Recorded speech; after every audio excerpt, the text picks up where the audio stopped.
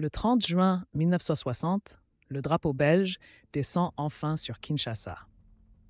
Mais derrière les célébrations, les entreprises belges gardent le contrôle des mines et plantations. Les logos de la Société Générale et d'Union minière restent visibles sur les bâtiments clés.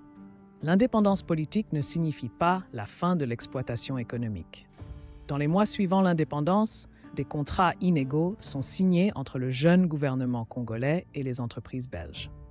Ces documents, rédigés en français avec un jargon juridique complexe, garantissent aux sociétés belges des droits miniers pour 89 ans avec seulement 1% de redevance.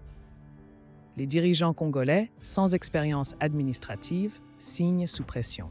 Aujourd'hui, dans les mines du Katanga, des travailleurs congolais extraient le cobalt dans des conditions dangereuses pour 2 $ par jour.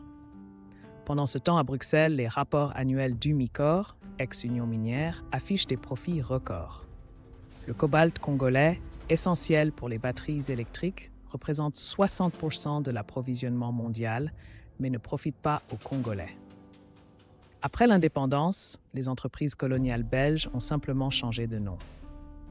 Union minière devient Umicore. La compagnie du Katanga se transforme en Katanga Mining Ltd. Ces sociétés conservent les mêmes actifs et dirigeants, mais sous une apparence post-coloniale. En 2023, 85% des concessions minières majeures en RDC sont toujours contrôlées par des intérêts belges ou leurs filaires. À la Bourse de Bruxelles, les actions des entreprises actives en RDC surperforment régulièrement. En 2022, le groupe financier belge KBC a enregistré 400 millions d'euros de bénéfices liés aux ressources congolaises.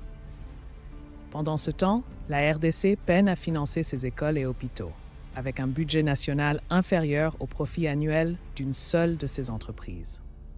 Dans les villages près des mines belges, les écoles manquent de tout. Une étude de 2021 révèle que 70% des enfants des zones minières ne terminent pas l'école primaire. Pourtant, les entreprises financent des projets sociaux médiatisés, une école par-ci, un puits par-là, tout en évitant des milliards d'euros de taxes grâce à des montages offshore. Le Code minier congolais, rédigé en 2002 sous pression belge, fixe des royalties dérisoires. Les entreprises paient seulement 2% pour les minerais stratégiques comme le cobalt, contre 10-15% dans d'autres pays africains. Pire, 60% des recettes minières échappent au trésor public via des exonérations négociées par des avocats bruxellois. Ce système légalise le pillage. Des câbles diplomatiques révèlent comment l'ambassade de Belgique à Kinshasa fait pression pour protéger les intérêts miniers. En 2018, quand le gouvernement congolais a tenté de réviser le code minier, des lobbyistes belges ont menacé de retirer les investissements.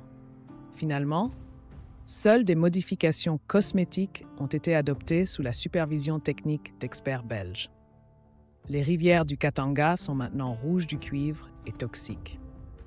Une étude de l'ONU estime que 90% des cours d'eau près des mines belges sont pollués. Les communautés locales souffrent de maladies cutanées et de malformations congénitales. Pendant ce temps, ces mêmes minerais permettent à la Belgique de produire des technologies vertes et de se présenter comme leader écologique. En ce 64e anniversaire d'indépendance, les drapeaux congolais flottent devant les sièges sociaux des entreprises belges.